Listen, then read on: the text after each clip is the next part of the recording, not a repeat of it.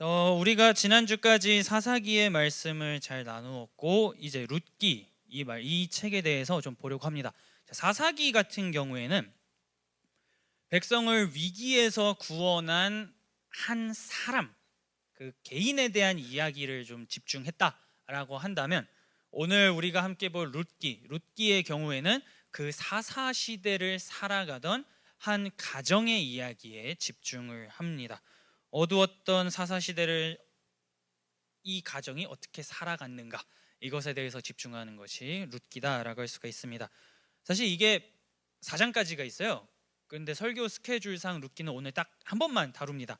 그래서 좀 읽고 싶다 하시는 분은 오늘 예배 후에 2장, 3장, 4장 짧습니다. 스토리예요. 그래서 한번 읽어보시면 좋을 것 같습니다.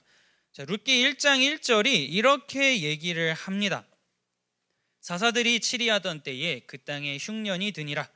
유다 베들레헴의 한 사람이 그의 아내와 두 아들을 데리고 모압 지방에 가서 거류하였는데, 우리가 성경을 읽을 때요, 웬만하면은 그 1장 1절 같은 경우에는 이 책의 배경을 언급하는 경우가 많습니다. 모든 66권이 다 그런 건 아니지만 대부분 다 그래요. 그렇기 때문에 오늘 이 1절을 통해서 좀 당시에 이게 무슨 일인가, 모압으로 가는 게 어떤 의미인가, 이거에 우리가 먼저 좀 집중을 하려고 합니다. 자, 온 세대 비전 예배까지 포함하면 사사기에 대한 내용을 우리가 3번이나 다루었습니다. 대략 핵심적인 내용은 하나님의 말씀이 작동하지 않았고 백성은 말씀대로 살려고 하지 않았던 그러한 시대상이었다라고 하는 것을 살펴보았습니다. 그래서 그 시대를, 사사 시대를 성경이 이렇게 정의합니다. 사사기 21장 25절입니다. 그때에 이스라엘의 왕이 없으므로 사람이 각기 자기의 소견대로 옳은 대로 행하였더라. 이게 무슨 말이냐면요, 내가 생각한 게 곧 답이고 법이다 라고 하는 겁니다. 말씀에는 어떻게 나와 있든지 상관없이 내 생각과 내 느낌이 이렇게 말하고 있으니 이게 답이야 라고 하는 거죠. 그러면 답이 사람 숫자만큼 많아진 시대다라고 하는 겁니다. 표준적인 답이 없어지고 주관적인 답만 넘쳐나는 시대가 사사시대. 그럼 얼마나 혼돈과 혼란이 가득했겠습니까? 다 자기가 맞다라고 하는 시대가 사사시대다라고 하는 거죠. 그런데 그때를 배경으로 오늘 룻기 1장 1절이요, 뭐라고 얘기하냐면 흉년이 들었다라고 얘기를 합니다. 모두가 다 자기가 답이라고 하는 시대에 흉년이 들었다라고 얘기를 해요. 우리가 성경을 읽을 때요, 여러분, 그 모든 단어에 막 하나씩 찾아가면서 뭘까 하는 거는 너무 비효율적인데, 좀 이렇게 좀 흉년, 풍년 이런 단어 같은 경우, 좀 눈에 띄는 단어들이 몇 군데 나옵니다. 보통 성경을 읽다 보면 그러한 단어 같은 경우에는 좀 표시를 해놓고 왜 여기서 굳이 이걸 언급했을까라고 하는 걸 생각해 보는 게 묵상할 때 좀 도움이 됩니다. 뭔가 할 얘기가 있으니까 그 땅에 흉년이 들었다라고 지금 성경이 얘기하는 거죠. 자, 사사들이 치리하던 때에 흉년이 들었다라고 지금 본문이 얘기하는데요, 이 흉년이 그냥 단순한 자연재해로 인한 어려움이라고 하기에는 성경이 말을 하고 있는 게 있습니다. 신명기 11장 16절에서 17절입니다. 너희는 스스로 삼가라. 두렵건대 마음에 미혹하여 돌이켜 다른 신들을 섬기며 그것에게 절함으로 여호와께서 너희에게 진노하사 하늘을 닫아 비를 내리지 아니하여 땅이 소산을 내지 않게 하심으로 너희가 여호와께서 주신 아름다운 땅에서 속히 멸망할까 하노라. 엄청난 얘기를 했죠. 하나님을 따르지 않으면 그 땅에서 비가 오지 않을 것이다 라고 모세가 일찍이 출애굽 2세대를 향해서 얘기를 했습니다. 쉽게 말하면 가나안 땅에서 하나님을 온전히 예배하지 않으면 먹고 사는 문제가 힘들어질 것이다. 하나님께서 하늘을 닫아서 비를 내리지 않게 하실 것이다 라고 했는데, 사사시대 백성들이 말씀을 따르기보다는 내 생각이 답이야 하던 시대죠. 그러면은 당연히 말씀을 지키지 않는 시대입니다. 그러한 시대에 흉년이 들었다라고 한다면 정말로 하나님께서 과거에 말씀하신 대로 지금 움직이고 계시는구나 라고 하는 겁니다.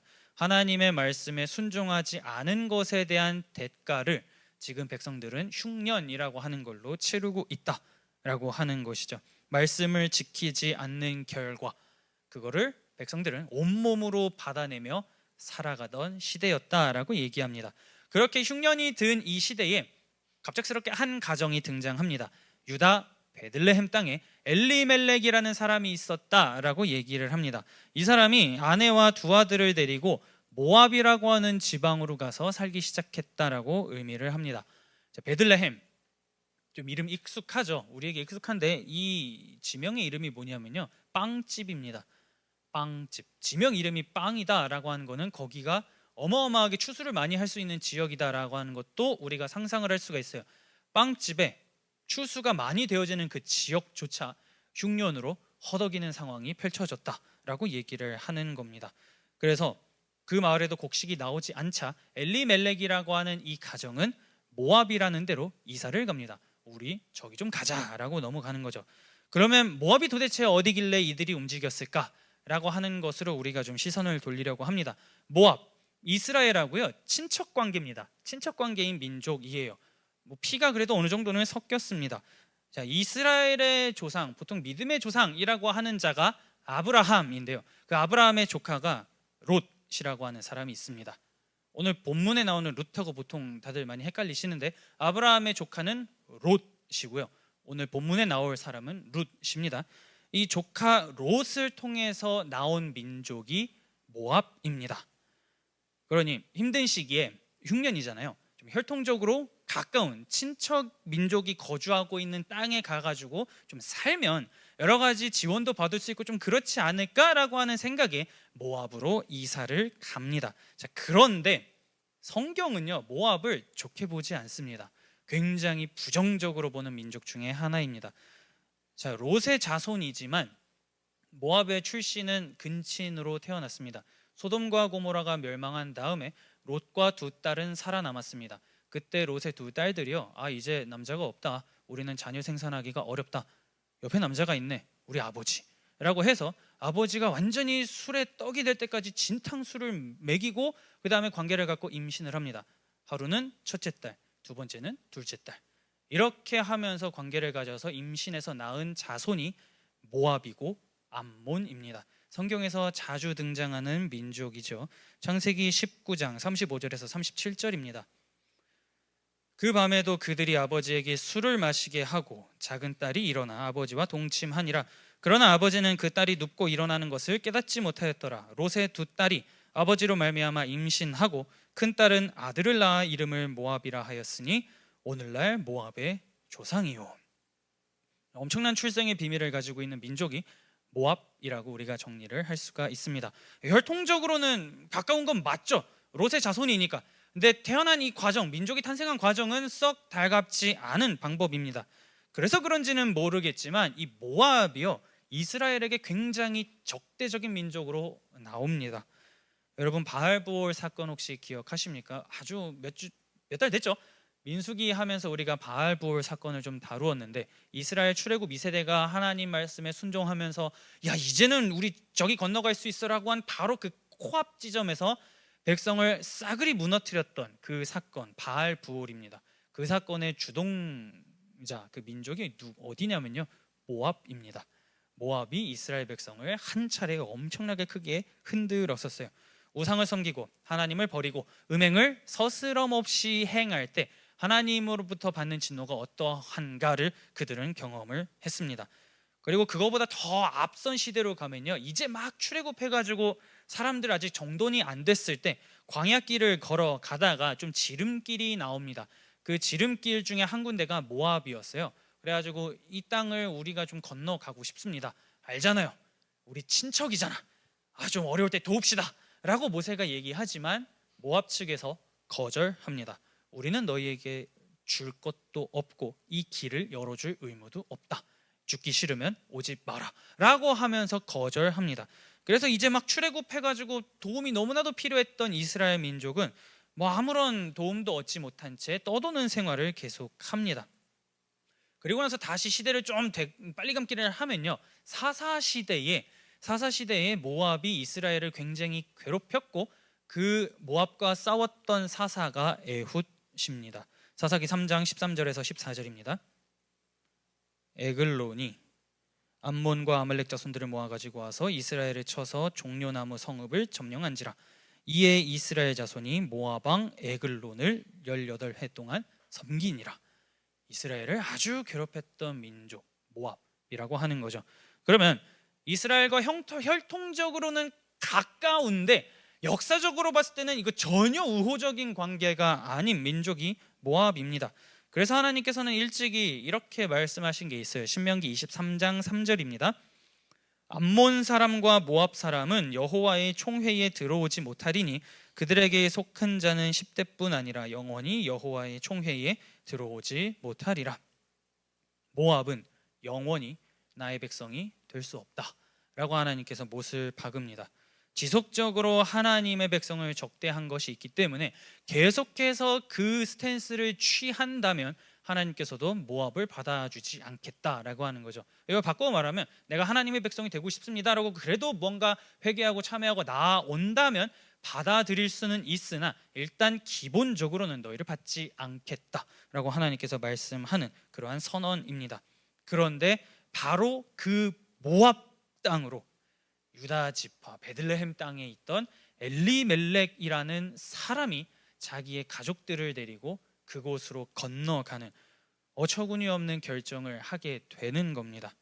그런데 1절에서요 그 흉년이 나가지고 모압으로 건너가서 거류했다라고 성경이 얘기합니다. 거류가 뭐냐면요 임시 체류라고 이해하시면 됩니다.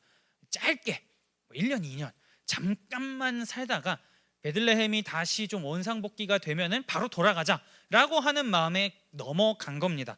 자기 생각에는 잠깐 갔다가 넘어올 거라고 생각을 했는데 어찌 되었든 간에 하나님의 백성인 이 엘리멜렉이 자신의 가족들을 다 이끌고 모압으로 넘어간 것에 대해서는 좀 이해할 수 없는 그러한 장면이기도 해요. 우상이 엄청나게 강력했고 하나님의 백성에게 그렇게 지속적으로 역사적으로 적대했던 땅으로 굳이 이 사람이 갔기 때문에 어떤 이유가 됐든지 모압으로 넘어간 것은 결코 좋게 볼 수가 없습니다. 그런데 막상 넘어가 보니까요 살기가 너무 좋았던 겁니다. 이스라엘 땅보다 모압이 너무 아름답고 좋고 먹고 살기 괜찮았어요. 그래서 뭐 예를 들어서 한 1, 2년 정도 살다가 다시 베들레헴으로 돌아오려고 계획을 했으나 10년간 그 땅에서 살기 시작합니다. 2절 끝부분에 이렇게 나와 있어요. 그들이 모압 지방에 들어가서 거기 살더니 뭐 때문에 마음을 빼앗겨가지고 아예 눌러앉자로 바뀌었는지는 모릅니다. 성경이 침묵하고 있기 때문에. 그런데 살다 보니까 그곳에서의 삶의 양식이 상당히 마음에 들었던 것 같아요. 그래서 10년이나 살면서 정착하고 함께 넘어갔던 두 아들은 장성해서 결혼까지 합니다. 그런데 여러분 바알보올의 사건을 좀 우리가 생각을 해보면요 모압에서 사람들이 대충 어떻게 살았을 것이다가 우리는 그려볼 수가 있습니다. 그런데 그런 지역에서 10년간 살았다라고 생각을 해보세요. 동화되어도 한참 동화되었을 겁니다. 그러한 장소에서 믿음을 지키고 신앙을 지키며 산다? 불가능합니다. 나 혼자 신앙을 지킬 수 있다. 물론 처음엔 다 그렇게 생각하지만 환경이 확 바뀌기 시작하고 휩쓸리기 시작하면 누구나 다 그 상황에 동화가 됩니다. 그러니 처음에는 나그네처럼 잠깐 비를 피하기 위해서 모압으로 임시 체류 형식으로 넘어갔으나 결국엔 동화되어서 아예 여기서 눌러 살고 죽자라는 걸로 플랜이 바뀌게 된 거죠. 모압에 동화되기 시작해서 언약 백성의 정체성을 잃어버리게 됩니다. 해결책처럼 보인 행동이 엄청난 실책으로 다가오게 된 장면을 봅니다. 자, 평안을 줄 것이라는 그 모압에서의 생활이요 끝내 비극으로 치닫습니다. 그곳에서 가족을 이끌었던 이 엘리멜렉이 결국 죽습니다. 그리고 엘리멜렉의 두 아들 말론과 기럨도 모압 땅에서 죽습니다. 근데 죽기 전에 이 두 아들이 결혼까지 했었어요. 결혼한 상태에서 죽습니다. 그래서 엘리멜렉 가정에는 엘리멜렉의 아내 나오미와 말론과 기럨의 아내들 오르바와 룻 여성 딱 세 사람만 남은 채 남성이 다 죽는 그러한 결과를 맞게 됩니다. 여러분들은 이 엘리멜렉의 선택을 어떻게 생각하십니까? 지금 어쨌든 넘어가 보자 하고 넘어갔다가 결국에는 가정을 세운 게 아니라 결국 다 잃어버리는 상황까지 가게 됐거든요. 절망 속에서 신앙과 생존을 놓고 어떻게 해야 될지 고민하다가 선택한 그의 결정을 무조건 이유 여하를 막론하고 이 인간은 나쁘다라고 보십니까? 아니면 그래도 가족을 위해서 가족을 살리기 위해서 하는 행동이니까 어느 정도는 참 짠하다 이렇게 생각을 하십니까?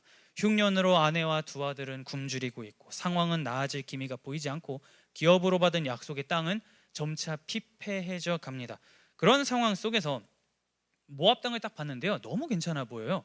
저기 가면은 잘 먹고 잘 살 수 있을 것 같은 생각이 들기 시작하면 조금만 머물고 돌아오자라고 했던 그의 생각, 가족을 지키고자 했던 그의 생각은 일면 합리적이다라고 볼 수가 있습니다. 그렇기 때문에 신앙적으로는 옳지 않은 행동일 수 있지만 생존이라고 하는 키워드를 놓고 봤을 때는 가족을 위해서 그래도 최선의 결정을 한 것이 아닐까라고 우리가 좀 생각을 해볼 수가 있는 거죠. 우리도 엘리멜렉처럼 행동할 때가 굉장히 많이 있습니다.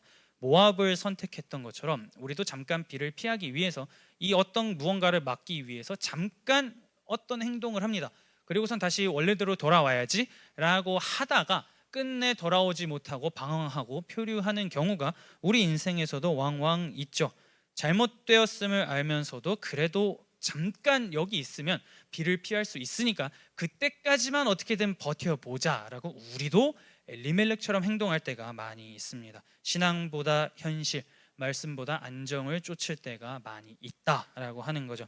잠깐 이 길을 택했다가, 이 방법을 택했다가 나중에 상황이 안정이 되면 다시 돌아오겠노라 라고 생각하면서 결심하고 그 길로 발을 내딛었는데 끝내 무너져서 돌아오지 못한 경험이 있으실 겁니다.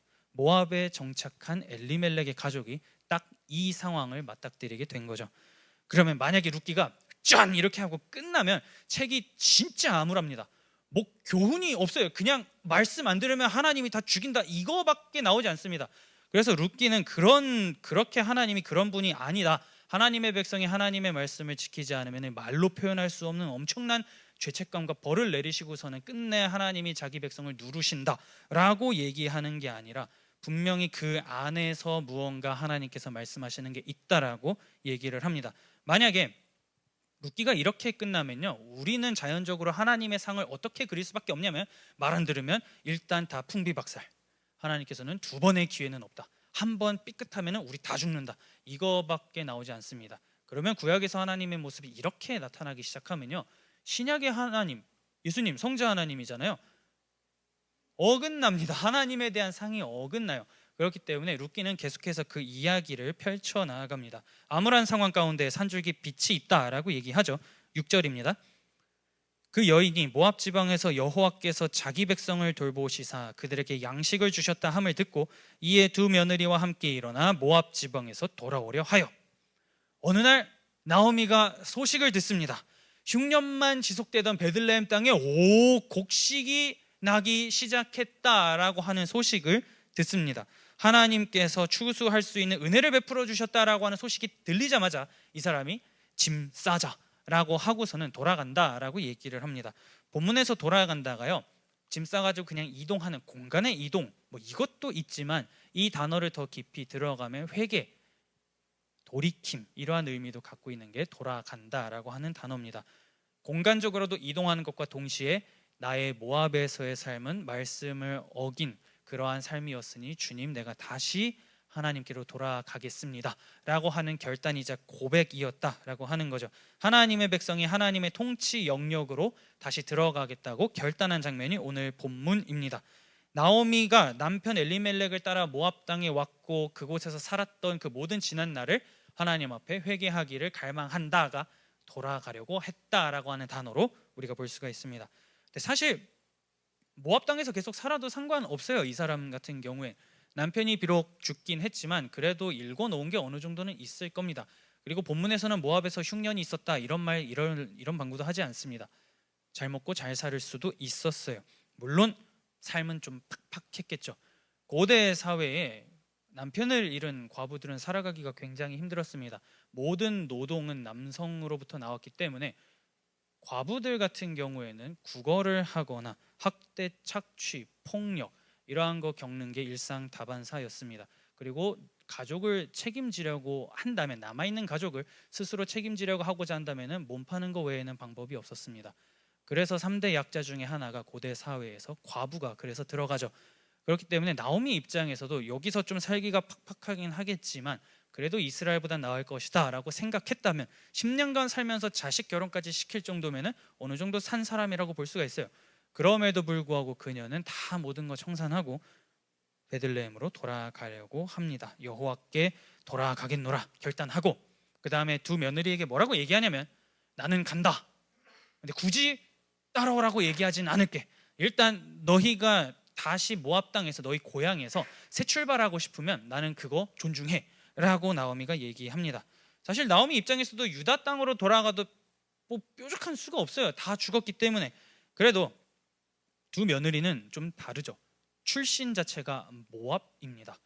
내가 베들레헴으로 돌아갔을 때 베들레헴 마을 사람들이 이 두 며느리를 좋게 볼까 퀘스천이죠.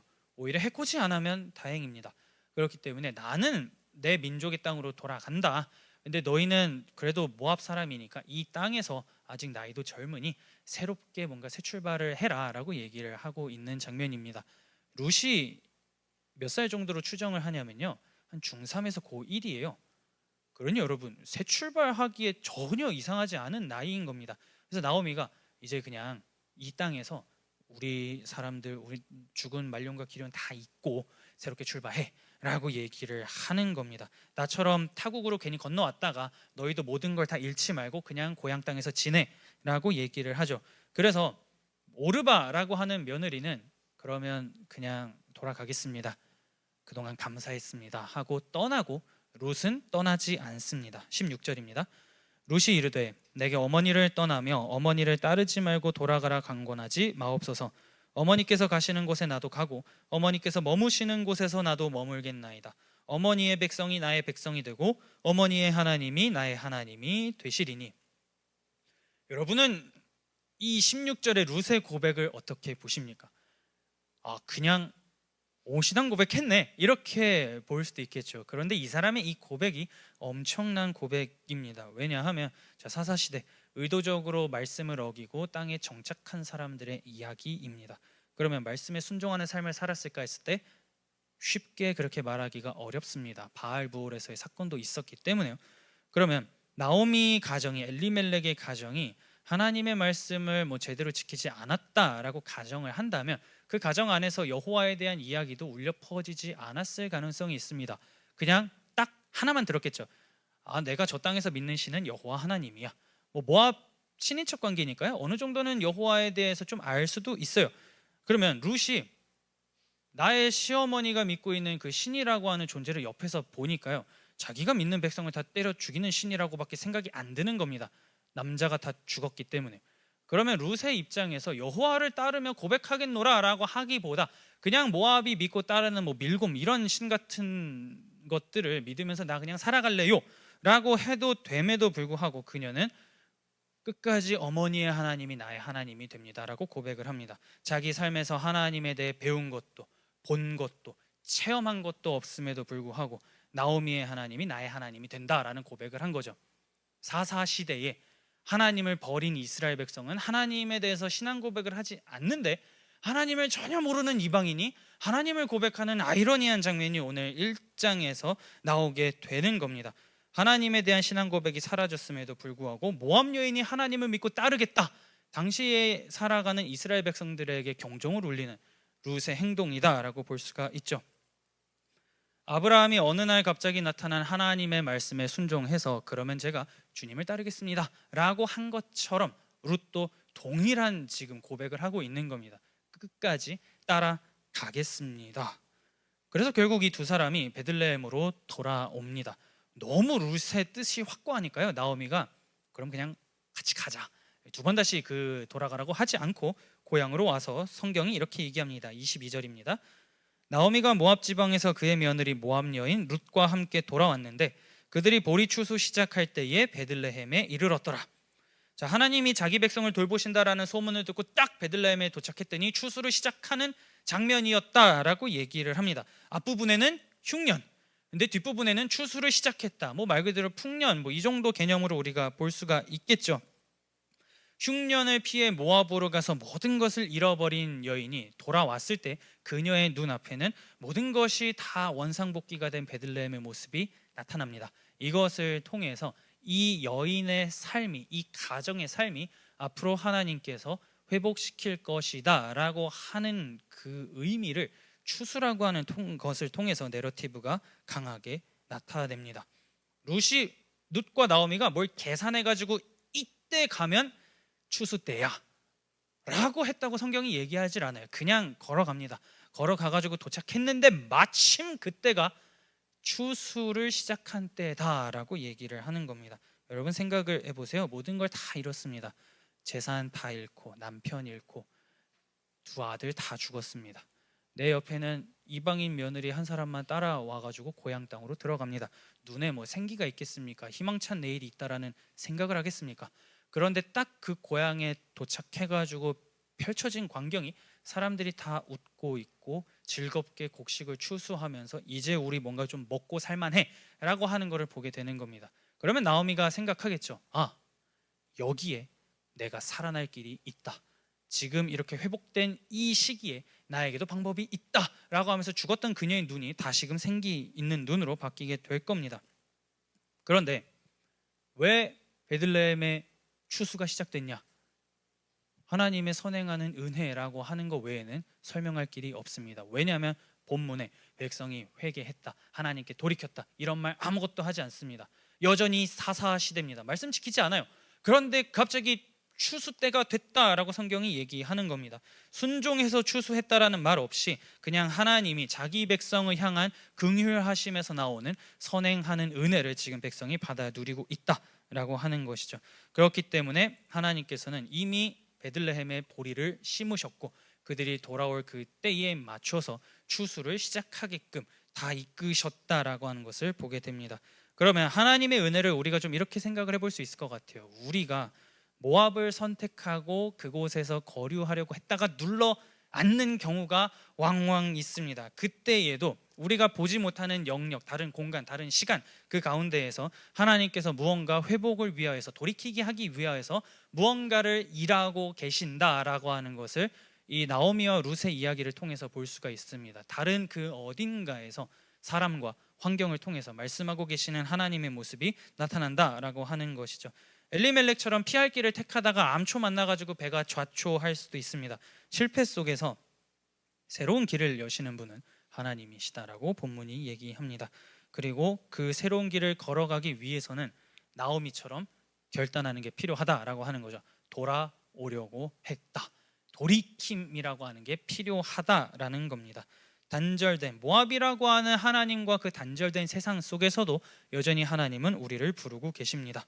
아무것도 보이지 않아도 하나님께로 돌아가겠노라. 솔직히 지금 이렇게 죽게 돌이킨다라고 해서 내 인생에 뾰족한 수가 없는데 어떻게 해야 되나 라고 갈등할 때에도 하나님은 돌아오라라고 말씀하고 계십니다. 그리고 결단하고 돌이키고 다시금 주 앞에 나아갈 때 하나님의 일하심을 경험하게 된다라고 룻기가 강하게 얘기합니다. 그렇기 때문에 룻기는 단 한순간의 실수가 모든 것을 다 무너지게 했다라고 말하고 끝나지 않습니다. 실패 속에서 하나님은 여전히 자기 백성을 향해서 말씀하고 계시고 그렇게 무너진 백성을 회복시키게 하기 위하여 일하고 계신다라고 분명하게 말합니다. 그러니 여러분, 삶을 살다가요 우리는 다 실수합니다. 잘못된 길로 갑니다. 모압을 택하고 모압이 좋다라고 해서 여기가 좋사오니 하고 머무르는 게 우리의 인생입니다. 그러나 그렇게 살다가 어느 날 내 인생에서 하나님이란 존재가 사라졌고 뭔가 하나님께 돌이켜야 된다는 생각이 강하게 조금씩 점점 크게 든다면 지체하지 말고 돌아올 수 있으면 좋겠습니다. 그때가 하나님이 우리를 부르시는 때입니다. 염치가 없어서 못 가겠습니다가 아니라 언제든지 돌아오라고 말씀합니다. 그 돌이킬 용기, 그 결단, 그것을 가지고 실패 속에서도 일으키시는 하나님을 바라보며 주께 돌아가겠습니다라고 고백하며 살아가기를 다짐하는 저와 여러분들이 될 수 있기를 마음 다해 축복합니다.